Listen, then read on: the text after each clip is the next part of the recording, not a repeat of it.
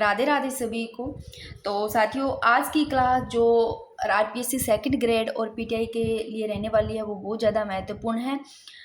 और जिन जिन के भी ये टॉपिक है, कोई ज़रूरी नहीं है कि मैंने स्पेशल आरपीएससी सेकंड ग्रेड और पीटीआई बोला है। जिनके भी प्राकृतिक वनस्पति और जैव विविधता सभी के लिए क्लास महत्वपूर्ण है।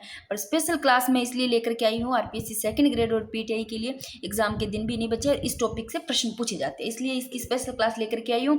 इसके बाद में साथियों, आपके जो कि भारत का भूगोल है, जितने भी आपके सेकंड ग्रेड में और जितने भी टॉपिक है ना, उनकी मैं एक मैराथन क्लास लगा दूंगी।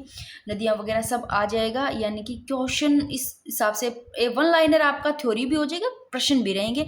यानी कि आपका टॉपिक अगर एग्जाम से पहले पढ़कर जाते हो तो आपको फ़ायदा ही फ़ायदा है उसमें क्लास में, ठीक है ना। तो देखते हैं कल तक वो क्लास आ जाती है, ठीक है। तो साथियों, अब इसमें बात करते हैं कि अध्ययन की दृष्टि से वनों को सामान्यतः कितने 5 प्रकार में बांटा गया है। ध्यान रखना ये, क्योंकि अध्ययन की दृष्टि से वनों को सामान्यतः 5 प्रकार में बांटा गया है। कहीं कहीं ये 6 प्रकार भी लिखा होता है, क्योंकि जो ये मैंग्रोव वन है, जिसको सुंदरी वन बोलते हैं, जिसको डेल्टाई वन बोलते हैं, इसी को दलदली वन बोलते हैं, बट कहीं कहीं ये अलग कर दिया गया है तो ये 6 लिख दिए जाते हैं। बट 5 प्रकार आपको ध्यान रखने हैं, 6 भी आते हैं तो कोई गलती नहीं है।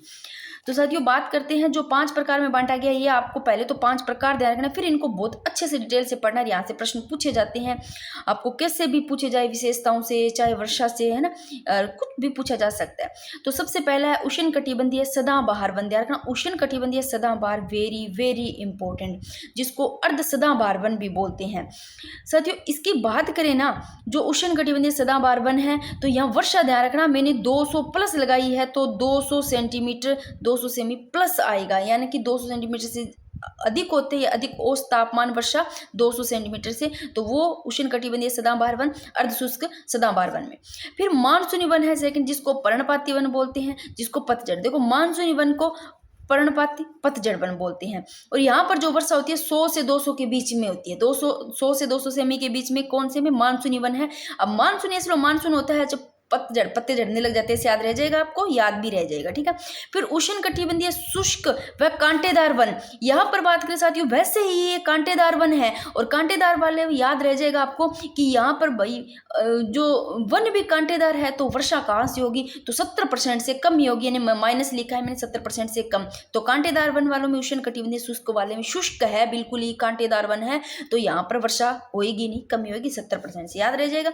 उष्ण कटिबंधीय सदाबहार वन में 200 से अधिक, और मानसूनी वन पर्णपाती वन, जिसको पतझड़ वन बोलते हैं, 100 से 200 के बीच में होती है, और कांटेदार और उष्ण कटिबंधीय शुष्क वन में 70 से कम। फिर बात करते हैं साथियों, पर्वतीय वन आता है, उसके बाद में शीतोष्ण वन आता है, हिमालय वन आते हैं, इसको भी फुल डिटेल से पढ़ेंगे। फिर आता है मैंग्रोव वन, जिसको सुंदरी वन बोलते हैं, जिसको डेल्टाई वन और दलदली वन भी इसी को बोलते हैं। अब एक एक करके पढ़ते हैं साथियों, बहुत ही शानदार तरीके से याद हो जाएगा, इसके प्रश्न भी रहेंगे, ठीक है ना। मैंने जिस हिसाब से अब उष्ण कटिबंधीय सदाबहार वन बताया, इसी से संबंधित फिर मैंने प्रश्न भी लिए हैं। हर एक चीज से आपका ये टॉपिक क्लियर हो जाएगा, थ्योरी और जो प्रश्न करोगे तो आपको क्लास में ये समझ में आ जाएगा। तो अब बात करते हैं साथियों, सबसे पहला है उष्ण कटिबंधीय सदाबहार, जिसको अर्ध सदाबहार वन है। सबसे पहले वर्षा का ध्यान रखना, कितनी वर्षा होती है, 200 सेंटीमीटर या उससे अधिक औसत वार्षिक वर्षा यहाँ होती है। विशेषता क्या क्या साथियों, इसकी विशेषता देखो, अगर आता है अर्ध सदाबहार या उष्ण कटिबंधीय सदाबहार, तो यहाँ ये जो वन है ये बहुत घने होते हैं, इनके लकड़ी होती है वो कठोर, लकड़ी ध्यान रखना कठोर होती है। और ये तो आप देख लेना कि ये अर्ध सदाबहार वन नाम ही है, उष्ण कटिबंधीय सदाबहार है, तो ये पूरे वर्ष भर क्या रहते हैं, हरे भरे रहते हैं। और जो वृक्षों की औसत लंबाई पूछे तो 60 मीटर है, और वर्षा 200 सेंटीमीटर से अधिक होती है प्लस, ठीक है, अधिक होती है। और लंबाई पूछे वृक्षों की औसत तो 60 मीटर तक। और फिर बात करें विशेषताओं में, ये बहुत घने और कठोर लकड़ी वाले, और इन वनों में सर्वाधिक जैव विविधता पाई जाती है, क्योंकि ये अत्यंत संघन वन होते हैं, इसलिए सर्वाधिक जैव विविधता पाई जाती है इनमें अर्ध सदाबहार वन।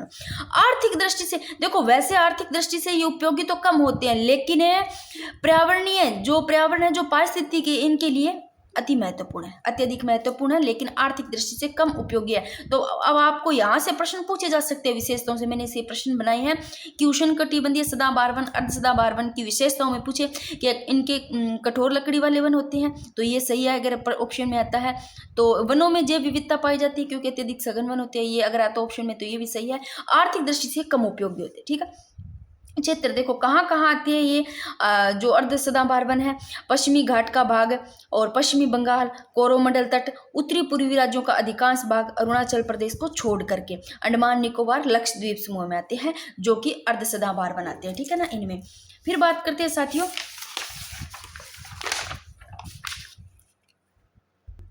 जो अर्ध सदाबहार वन है, जिसको उष्ण कटिबंधीय सदाबहार वन है, इनसे और देख लो। ये मैंने बोल दिया कि ये वन अत्यधिक संघन होते हैं, यहाँ जैव विविधता पाई जाती है। ये लाइन समझ में आ गई। देखो केरल की शांत घाटी इसका सबसे प्रमुख उदाहरण है। अगर पूछे केरल की शांत घाटी किसका उदाहरण है, तो उष्ण कटिबंधीय सदाबहार अर्ध सदाबहार वन का केरल की जो शांत घाटी, ये देखो शांत घाटी केरल में स्थित है। आपको पूछे शांत घाटी का केरल में स्थित है, ये इसका प्रमुख उदाहरण इसी का है। जो भारत में उष्ण कटिबंधीय सदाबहार वनों की सर्वाधिक जैव विविधता वाला ये क्षेत्र है। अब प्रमुख वृक्ष पूछ ले, इंपॉर्टेंट, ये आपको पूछे जा सकते हैं। यानी कि अर्ध सदाबहार वन यानी कि उष्ण कटिबंधीय सदाबहार वन, इसमें आपको पूछे वृक्ष कौन कौन से पाए जाते हैं, तो वृक्ष जरूर ध्यान रखना, एम्बोनी और मोहोगनी इंपॉर्टेंट है। एम्बोनी और मोहोगनी इंपॉर्टेंट है, और रोजवुड भी इंपॉर्टेंट है। रोजवुड भी इंपॉर्टेंट है, ठीक है ना। एम्बोनी, मोहोगनी, ताड़, रबड़, नारियल, सिनकोना, रोजवुड, ग्रीनवुड, लोह कास्ट, ये सब प्रमुख वृक्ष यहाँ पर पाए जाते हैं। अर्ध सदाबहार वन उष्ण कटिबंधीय सदाबहार वन की बात करें तो यहाँ पर 200 सेंटीमीटर इससे अधिक वर्षा होती है, और लकड़ी इनकी कठोर होती है, आर्थिक दृष्टि से कम उपयोगी होते हैं, और केरल की शांत घाटी इसका सबसे प्रमुख उदाहरण है। अब साथियों इसी से संबंधित अपने प्रश्न देख लेते हैं अर्ध सदाबहार वन या उष्ण कटिबंधीय सदाबहार वन से। सबसे पहले तो ये देखो एक प्रश्न लिया कि उष्ण कटिबंधीय वर्षा वनों के संदर्भ में बताने आपको कि कौन सा कथन गलत है कौन सा सही है। देखो ये वन उन क्षेत्रों में पाए जाते हैं, कौन से क्षेत्रों में पाए जाते हैं जहाँ 200 सेंटीमीटर से अधिक वर्षा और तापमान 22 सेंटीग्रेड से अधिक रहता है। तो भाई मैंने वहां पर आपको तापमान नहीं बताया, पर ध्यान रखना 22 सेंटीग्रेड से अधिक रहता है। वर्षा मैंने बता दिया, अभी अपनों ने पढ़ा है कि अगर आपको पूछा जाता है उष्ण कटिबंधीय सदाबहार वन अर्ध सदाबहार वन में तो 200 सेंटीमीटर उससे अधिक औसत वार्षिक वर्षा पाई जाती है। और वृक्षों की औसत लंबाई ध्यान रख लेना 60 मीटर है, और वर्ष भर क्या रहते हैं, हरे भरे रहते हैं, ठीक है। तो ये आपकी पहली लाइन सही है। फिर इन वृक्षों इन वनों में वृक्षों की लंबाई पूछी, आपको लंबाई पूछी जाती है 60 मीटर, सही है, या उससे अधिक होती है। और भूमि के नजदीक झाड़ियां व बेलें पाई जाती है। तो ऑप्शन आपके कथन ए और बी ये दोनों के दोनों क्या है, सही है, ये आपका सही हो जाता है। फिर नेक्स्ट प्रश्न इसी से बनाया गया है, इससे भी पूछा जा सकता है प्रश्न बनाकर के उष्ण कटिबंधीय सदाबहार वनों के बारे में विचार कीजिए कि कौन सा कथन गलत है कौन सा सही है, कैसे भी पूछा जा सकता है। पहली लाइन है कि यहाँ औसत वार्षिक वर्षा 200 सेंटीमीटर से अधिक होती है, वही लाइन पहली भी सही है। इन वनों की लकड़ी देखो कठोर होती है और ये आर्थिक दृष्टि से कम उपयोगी। मैंने कहा कि आर्थिक दृष्टि से तो ये देखो आर्थिक दृष्टि से तो कम उपयोगी होते हैं, ये देखो आर्थिक दृष्टि से ये कम उपयोगी होते हैं, बट पर्यावरण पारिस्थितिकी के लिए अति महत्वपूर्ण होते हैं, है ना। तो ये लाइन भी इसकी सही है। और एबोनी, महोगनी व रोजवुड यहाँ के मुख्य वृक्ष है, ये सही है। अभी पढ़ा कौन कौन से अर्ध सदाबहार वन में एबोनी, महोगनी, ताड़, रबड़, नारियल, सिनकोना, रोजवुड, ग्रीन, लोहा कास्ट, ये सब सही है। और इसमें अपने ना ये कर रहे हैं, इससे पहले आप मैंने एक प्रश्न डाला है, थोड़ा सा ये भी देख लो। अगर ऐसा प्रश्न आता है कि सुमेलित कीजिए, आपको दे दे एक तरफ आपको दे दे अधिनियम और एक तरफ दे दे वर्ष, यानी कि पर्यावरण अधिनियम दे दिया, एक तरफ वर्ष दे दिए। आपको पूछे वन्य जीव संरक्षण अधिनियम, पूछे कौन से वर्ष का, तो वन्य जीव संरक्षण अधिनियम देख लो साथियों कहाँ है, 1972 का। आपको मिलान करना है तो आप कर लो, याद रख लेना इनको। देखो मैंने यहाँ लिख भी रखा है वन्य जीव संरक्षण अधिनियम 1972। आपको पर्यावरण संरक्षण अधिनियम पूछे तो 1986, ये याद कर लेना, यहाँ से प्रश्न पूछे जाए तो पर्यावरण संरक्षण अधिनियम की बात करें तो 1986, और वन संरक्षण अधिनियम की बात करें तो वन संरक्षण अधिनियम 1988, और वन अधिकार अधिनियम 2013। याद कर लो इनको। वन्य जीव संरक्षण अधिनियम 1972, पर्यावरण वन संरक्षण अधिनियम 1986, वन संरक्षण अधिनियम की बात करें 1988, वन अधिकार 2013, ठीक है ना। ये थोड़े से साथ में याद कर लेना। तो पहला आपको उष्ण कटिबंधीय सदाबहार याद हो गया। तो ये देखो ये 5 है, पहला अपना हो गया साथियों। यहाँ वर्षा ध्यान रखना 200 से अधिक सेंटीमीटर, पहला उष्ण कटिबंधीय सदाबहार वन हो गया। फिर मानसूनी वन जिसको पर्णपाती वन बोलते हैं और पतझड़ वन बोलते हैं, यहाँ पर जो वर्षा होती है साथियों 100 से 200 के बीच में होती है, ठीक है ना, इनके बीच में होती है। कौन से में, पर्णपाती वन या पतझड़ या मानसूनी वन में। तो सेकंड करते हैं साथियों अपने, ये लो देखो मानसूनी वन, पर्णपाती वन या पतझड़ वन, इन्हें 2 श्रेणियों में बांटा गया। एक तो अर्ध आर्द्र आर्द्र पर्णपाती वन और दूसरा शुष्क पर्णपाती वन। अगर आपको पूछ ले कि जो मानसून वन है, जो पर्णपाती वन है, इनको कितने श्रेणियों में बांटा गया है, तो 2 श्रेणियों में, आर्द्र पर्णपाती वन और दूसरा कौन सा, शुष्क पर्णपाती वन। अब बात करें साथियों आर्द्र पर्णपाती वन की, तो यहाँ वर्षा आर्द्र पर्णपाती वन वाले में वर्षा में पूछा जा सकता है आपको कितनी वर्षा, तो इंपॉर्टेंट है दोनों, 100 से 200 सेंटीमीटर के बीच में। आर्द्र पर्णपाती वन में 100 से 200 सेंटीमीटर के बीच में वर्षा होती है। शुष्क पर्णपाती वन यानी कि ये 100 से भी नीचे ले आना, आपको 70 ले आना, यानी कि 50 से ऊपर लेके जाना है, 70 सेमी से 100 सेंटीमीटर के बीच में। शुष्क पर्णपाती वन में 70 से 100 के बीच में सेंटीमीटर और आर्द्र पर्णपाती में 100 से 200 के बीच में वर्षा होती है। आर्द्र पर्णपाती वन में वृक्ष की बात करें तो यहाँ वृक्ष साल, सागवान, टिक्का, शीशम, महुआ, आम, चंदन, यानी कि सागवान जो टिक्का है वो साल।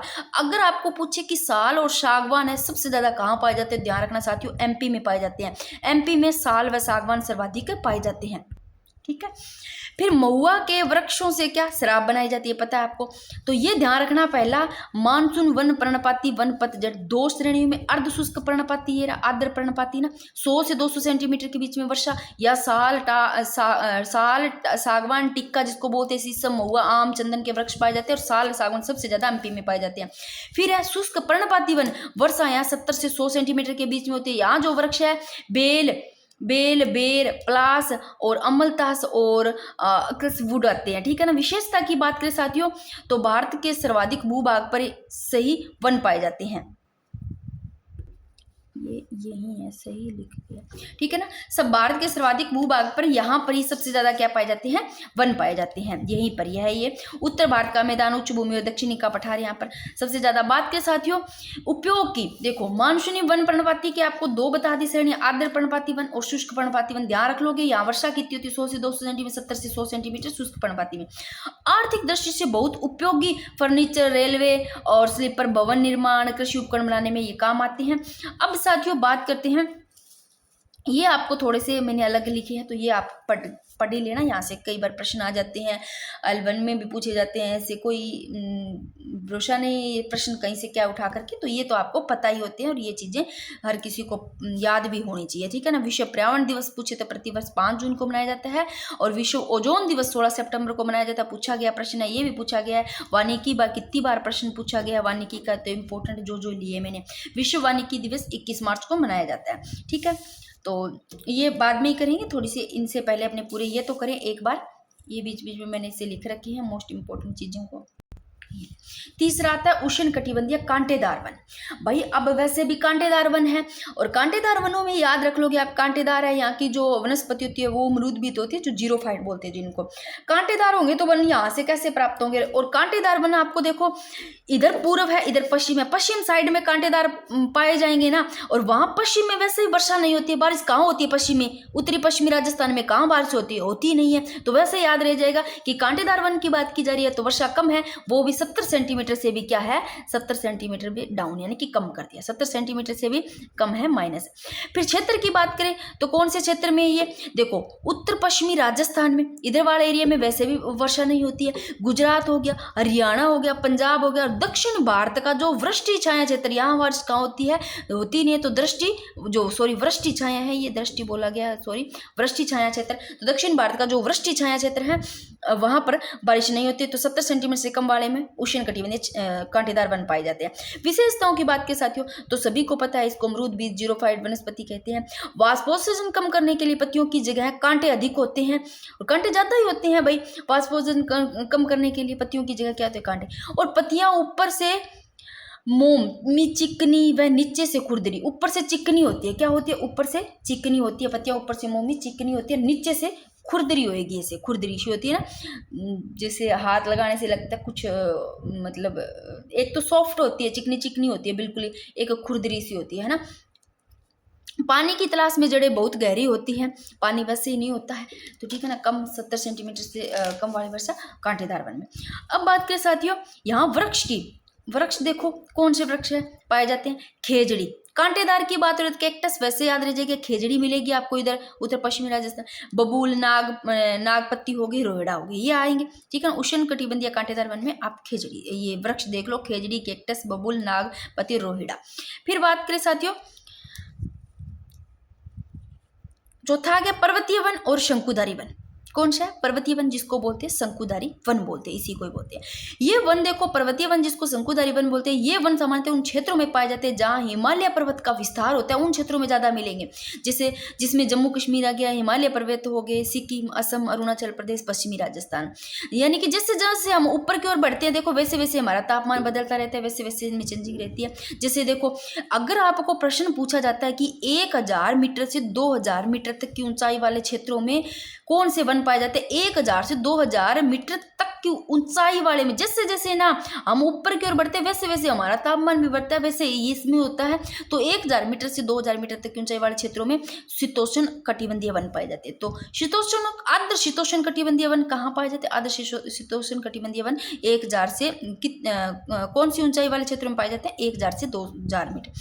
फिर बात करते हैं साथियों कि जो शंकुधारी वृक्ष है, इनमें बात करें तो 1500 से 3000 मीटर की ऊंचाई के बीच, 15 यानी 3000, इनके बीच में जितनी भी इनके बीच की ऊंचाई है, उनके बीच में शंकुधारी वृक्ष है, ये पाए जाते हैं। जैसे चीड़, पाइन, देवदार, सिल्वर पर, सप्रूस, ये इंपॉर्टेंट है, चीड़ और सप्रूस ये इंपॉर्टेंट है, और सीडर आदि पाए जाते हैं। अब ये वाला जो 1500-300 मीटर की ऊंचाई के बीच में शंकुधारी वृक्ष की बात की गई, ये एनसीईआरटी बुक 9th में लिखा हुआ है। इसके अलावा अगर आपको ये प्रश्न जो पूछा जाता है कि शीतोष्ण जिसको बोलते हैं शीतोष्णीय शंकुधारी वृक्ष, अगर आपको पूछे कि अगर आ जाए प्रश्न में कि शीतोष्णीय शंकुधारी वन कौन से 1500 से 3500 के बीच में भी आ जाए, कि 1500 से 3500 की ऊंचाई के बीच में जो पाए जाते हैं शंकुधारी, तो भी आपका गलत नहीं है, सही है। 1500 से 3500 के बीच में आता है तो भी सही है। और एनसीईआरटी 9th की बुक में ये लिखा है 1500 से 3000 के बीच में आता है, तो भी आप ध्यान रखना, दोनों के दोनों ध्यान रख लेना, ठीक है ना। 1500 से 3500 के बीच में आता है तो भी आप ध्यान रख लेना। ये देखो, पर्वतीय वन की बात करें साथियों, पर्वतीय वन ऊंचाई के आधार पर देखो वनों को 3 भागों में बांटा गया। ऊंचाई के आधार पर 3 भागों में कौन कौन सा? एक तो उष्ण कटिबंधीय सदाहरित वन, एक शीतोष्ण जिसको शंकुधारी वन बोलते हैं, एक अल्पाइन वन। शीतोष्ण वन, शंकुधारी वन जिसको बोलते हैं अल्पाइन वन। अब साथियों आपको अल्पाइन वन की बात करें, अगर ऑप्शन में 3600 आता है, 3600 आता है तो भी आपका गलत नहीं है, बिल्कुल सही है। 3600 आता है तो बिल्कुल सही, आंख बंद करके सही कर देना। अल्पाइन वन में अगर आपको आता है लिखा हुआ कि 3500 मीटर से अधिक, यानी कि 3500 से प्लस लगाया है मैंने, 3500 मीटर प्लस, 3500 मीटर से अधिक ऊंचे क्षेत्रों में आपको पूछा जाए पाए जाते हैं तो वो अल्पाइन वन पाए जाते हैं। अगर 3500 मीटर से अधिक ना दे करके सीधा आपको 3600 दे दे, भाई ये 3500 से अधिक आ गया तो 3600 भी आ सकता है, कितना भी आ सकता है, तो ये 3600 आता है तो भी आपका सही है, क्योंकि ये भी पूछा गया है। और यहाँ वृक्ष की बात करें साथियों तो जुन्नीपुर और सिल्वरपुर और ब्रूंज वृक्ष पाए जाते हैं। अब बात करें साथियों, 3 बताइए मैंने पर्वतीय वन ऊंचाई के आधार पर। जो उष्ण कटिबंधीय सदा हरित वन है, ये वन हिमालय से 1500 मीटर की ऊंचाई तक पाए जाते हैं। तो उष्ण कटिबंधीय सदा हरित वन कितने? 1500 मीटर ऊंचाई तक वाले ऊंचाई तक पाए जाते हैं। अब यहाँ वृक्ष है वो साल, ओक और पेस्टनट, ये भी इंपॉर्टेंट है, ध्यान रखना, ठीक है ना। चेस्टनट है ये, पेस्टनट नहीं है, ये इंपॉर्टेंट है।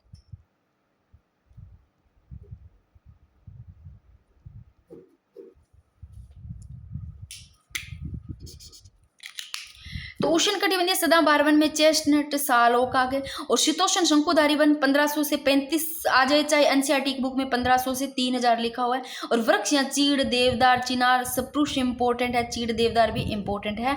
और ये आ गया आपका रोडेल सेडेल्ड्रोन है ये, ठीक है ना। और सप्रूस ये आ जाते हैं, तो ये इसमें आते हैं। अब थोड़ा सा आप खुद ही देख लो। उष्ण कटिबंधीय कांटेदार वन 70 सेंटीमीटर से कम यहाँ पर बारिश होती है, और ये उत्तर पश्चिमी राजस्थान में, आप गुजरात में भी, और यानी कि इधर वाला पश्चिम में गुजरात आता है, वैसे याद रह जाएगा कि उधर गुजरात वाला है, यानी कि आपको राज्य याद रह जाएगा। हरियाणा, पंजाब और दक्षिण भारत का वृष्टि छाया क्षेत्र यहाँ पर ये। और विशेषता की बात करें तो ये देख लो, ठीक है ना। फिर ये पर्वतीय शंकुधारी पढ़ लिया। अब एक आप ये प्रश्न तो चलो मैं बाद में के बाद एक ही रहा है वो कर लेते हैं, एक ही तो रहा है ये। भले ही भाई आप देखो मैंने फटाफट लिखी है, और मेरे लिखे हुए इसी तरीके से है कि एक तो टाइम नहीं मिलता है आने के बाद में, बिल्कुल भी थकान, बहुत ज़्यादा थकान हो जाती है साथियों। और लिखना आपको भी पता है, आप भी नहीं लिख पाते हो, थोड़ा सा नहीं लिख पाते हो, लिख करके फिर क्लास अपलोड करना बहुत मुश्किल होता है। तो लिखे तो ऐसे वैसे गए, बट ये आप सभी के लिए रामबाण है, ये जो नोट्स जिससे भी है ना, सच में रामबाण है। प्रश्न मिल जाएंगे आपको, देखने को मिलेंगे, ठीक है ना। फिर मैंग्रोव वन जिसको बोलते हैं, ज्वारीय वन जिसको दलदली वन भी बोलते हैं, और कहीं आपको 5 की जगह 6 भी मिल जाए, क्योंकि दलदली वन को अलग भी कर रखा है, बट ये मैंग्रोव वन ज्वारीय वन को दलदली वन बोलते हैं। एनसीईआरटी की बुक में यही है, ठीक है ना। अब देखो, ऐसे ये जो दलदली वन है, ये मैंग्रोव वन जिसको ज्वारीय वन बोलते हैं, ये ऐसे इलाके में उगते हैं जहाँ पर जमीन बहुत उपजाऊ होती है, जमीन दलदली जैसी होती है, और पानी जमीन में भरा होता है, और जहाँ पेड़ के सीधे जमीन में, या पेड़ है ना वो सीधे जमीन में नहीं जाएंगे साथियों, पानी में डूबे रहेंगे, पानी में होंगे ना। तो यहाँ से प्रश्न पूछा जा सकता है, क्या पानी में डूबे रहते हैं इस हिसाब से, तो ये प्रश्न भी बन सकता है आपका। तो साथियों बात करते हैं मैंग्रोव ज्वारीय वन जिसको बोलते हैं दलदली वन क्षेत्र की बात करें, डेल्टाई भागों सुंदरवन महानदी कृष्णा कावेरी डेल्टा और गुजरात अंडमान निकोबार के तटीय भागों में ये मैंग्रोव वन मिलते हैं। विशेषताओं की बात करें साथियों, तो ये लवण यानी कि नमक, लवण सहने वाली वनस्पतियां हैं। कौन से? दलदली वन, ज्वारीय वन, मैंग्रोव वन की बात करें तो ये लवण सहने वाली वनस्पतियां हैं। ये इंपॉर्टेंट ये लाइन कि ये सुनामी के प्रभाव को कम करने में सहायक है। सुनामी लहरों में सबसे ज्यादा आपको पूछे कि नुकसान कौन से वनों को प्राप्त होता है, तो इन्हीं वनों को सबसे ज्यादा सुनामी लहरों से नुकसान होता है। और भारत में विश्व के लगभग, ये लाइन भी इंपॉर्टेंट है कि भारत में विश्व के लगभग 7% मैंग्रोव वन पाए जाते हैं। तो विश्व के लगभग कितने? 7% मैंग्रोव वन पाए जाते हैं। और कमेंट बॉक्स में ये मेरे को जरूर बताना साथियों, क्या भारत के भूगोल की एक मैराथन क्लास ले आऊँ, यानी कि आपके एग्जाम से पहले आ जाए, ठीक है। इस क्षेत्र का रॉयल बंगाल टाइगर प्रसिद्ध है। पहले आ जाए तो फायदा, बाद में कोई फायदा नहीं है।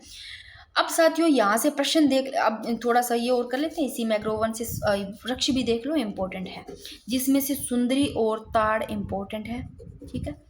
तो देखो, मैंग्रोव वन, ज्वारीय वन, दलदली वन जिसको बोलते हैं, यहाँ प्रमुख वृक्ष की बात करें तो यहाँ सुंदरी मिलेंगे आपको, सुंदरी पाए जाते हैं, ताड़।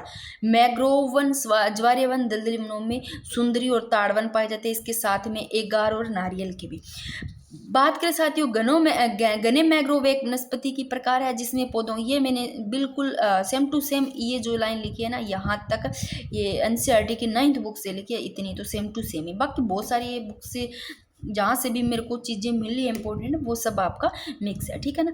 घने मैंग्रोव एक प्रकार की वनस्पति जिसमें पौधों की जड़ें पानी में क्या रहती है? डूबी रहती है। तो यहाँ से आपको प्रश्न पूछा जा सकता है, आपको इस हिसाब से गुमराह करके कि मैंग्रोव वन से संबंधित या ज्वारीय वन या दलदली वन दे करके आपको कि इसमें पौधों की जड़ें हैं वो सूखी रहती है क्या? सूखी नहीं रहती है, पानी में डूबी रहती है साथियों। बाहर, या पूछा जाए कि बाहर रहती है क्या आपको सूखी, यानी कि बाहर सूखी सूखी रहती है, कैसे भी। तो गंगा, ब्रह्मपुत्र, महानदी, गोदावरी, कृष्णा तथा कावेरी नदियों के डेल्टा भाग में वनस्पति मिलती है। और गंगा, ब्रह्मपुत्र डेल्टा में सुंदरी वृक्ष वन पाए जाते हैं जिसमें मजबूत लकड़ी प्राप्त होती है। नारियल, ताड़, क्योड़ा, और ये भी दे रखा था उसमें क्योड़ा, नारियल, ताड़, क्योड़ा, एंगार के वृक्ष पाए जाते हैं यहाँ पर, ठीक है। अब साथियों एक चीज इंपॉर्टेंट है जो आपको ध्यान रखना है। अब आपको कहाँ से प्रश्न पूछा जा सकता है? मैंग्रोव वन से। मैंग्रोव वन से आपको ये से बना करके पूछा जा सकता है कि भारत में सर्वाधिक जो मैंग्रोव वन है वो क्या गुजरात में पाए जाते हैं? ऐसे पूछा जा सकता है कि मैंग्रोव वन सर्वाधिक अंडमान निकोबार में पाया जाता है, ये पूछा जा सकता है, बट ये आपका गलत होगा। तो मैंग्रोव वन का आरोही क्रम मैंने दे रखा है, सबसे ज्यादा वो पाए जाते हैं पश्चिम बंगाल में। पी यानी कि पश्चिम बंगाल ऐसे कर लेना, फिर यानी कि जी से गुजरात, फिर अंडमान निकोबार, ठीक है ना, ऐसे कर लेना। तो मैंग्रोव वन का आरोही क्रम दे रखा है, सबसे ज्यादा पश्चिम बंगाल में पाए जाते हैं सर्वाधिक, फिर गुजरात, फिर अंडमान निकोबार, सही कर लोगे। अब साथियों मैंने प्रश्न लिया, ये देखो, मैंग्रोव वन की विशेषताओं के संदर्भ में पूछे है कथन कि कौन सा कथन गलत है, ठीक है ना। यहाँ पर गलत बताना है आपको, असत्य, ठीक है। देखो, ये वन सुनामी के प्रभाव को कम करने में सहायक होते हैं। अभी पढ़ा मैंग्रोव वन जिसको ज्वारीय वन बोलते हैं, जिसको दलदली वन बोलते हैं। ये देखो, मैंग्रोव वन जिसको ज्वारीय दलदली वन बोलते हैं। तो ये देखो, ये सुनामी के प्रभाव को कम करने में सहायक है। ये सबसे ज़्यादा सुनामी लहरों में जो ज़्यादा नुकसान होता है इन्हीं वनों को पहुंचाई जाती है। और ये लवण वाली वनस्पति है, सहन करने वाली, ठीक है ना, लवण सहन करने वाली। तो ये लाइन आपकी पहली सही हो जाती है कि ये वन सुनामी के प्रभाव को कम करने में सहायक है। सुंदरी और ताड़ यहाँ के वृक्ष है, अभी मैंने बताया मैंग्रोव वन में सुंदरी, ताड़, एगार, नारियल, ये रहे सुंदरी, ताड़, एगार, नारियल, है ना। इसके साथ में क्योड़ा भी ध्यान रख लेना, ये मैं हाईलाइट कर देती हूँ, क्योड़ा भी है, ये सब के सब आप देख लेना, ठीक है। ये है मैंग्रोव वन में, या दलदली कुछ भी आ जाए, या ज्वारी वन।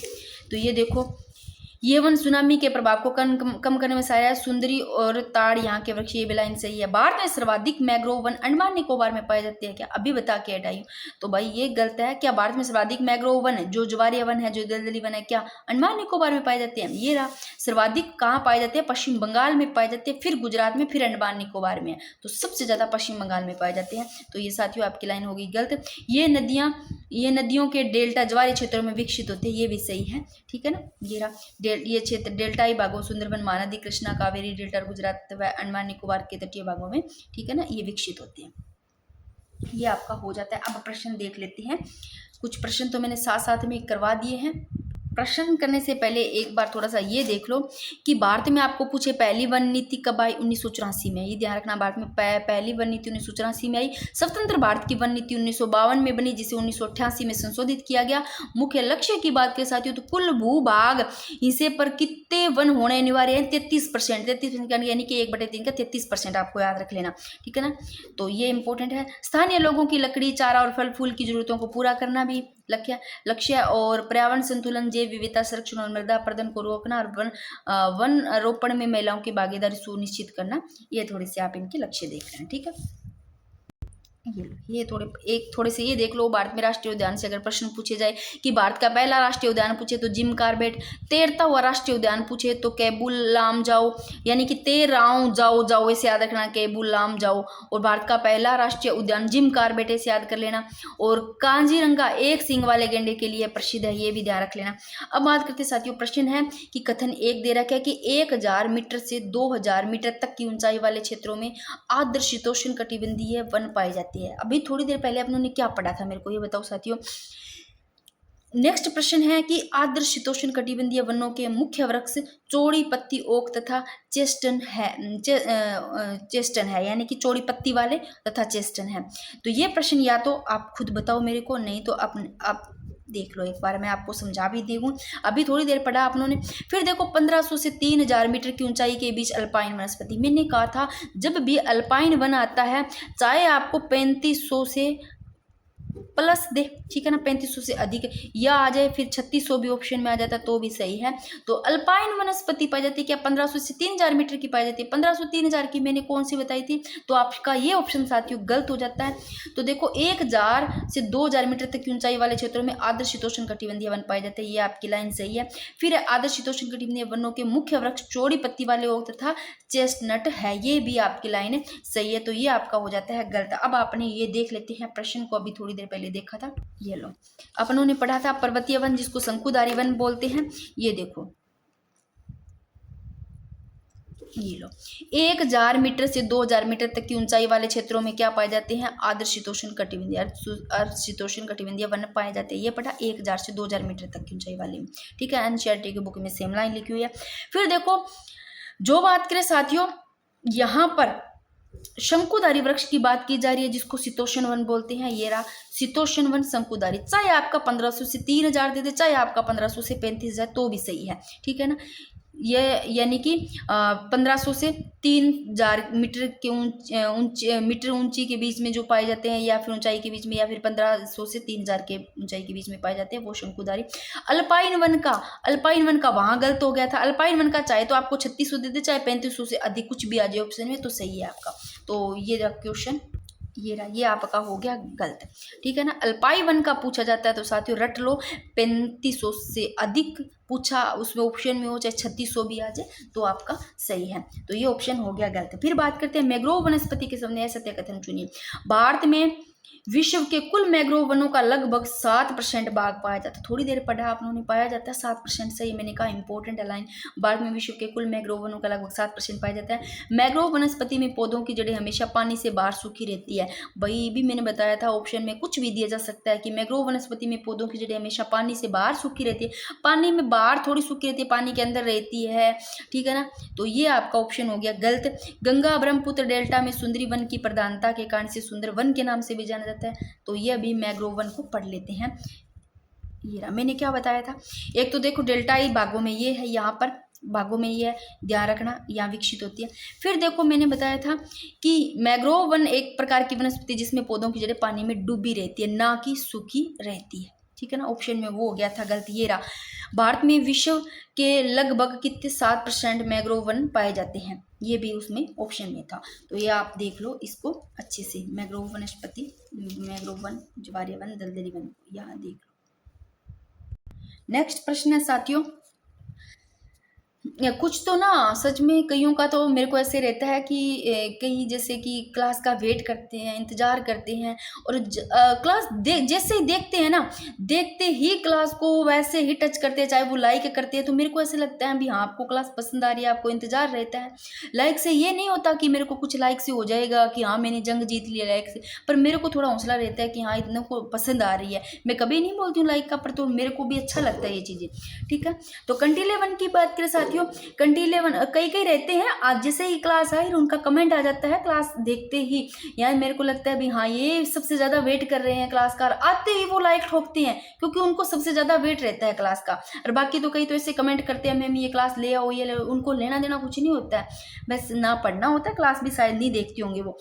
कंटीले वन और झाड़ियों की विशेषताओं पर विचार करना है। देखो कथन ए, ये वन उन क्षेत्रों में पाए जाते हैं, कंटीले वन का बताया था ना मैंने, वैसे कंटीले वन है वैसे वर्षा कम होगी बारिश से, तो ये वन उन क्षेत्रों में पाए जाते हैं जहाँ वर्षा 70 सेमी से भी क्या होती है कम, यानी कि माइनस यानी कि डाउन।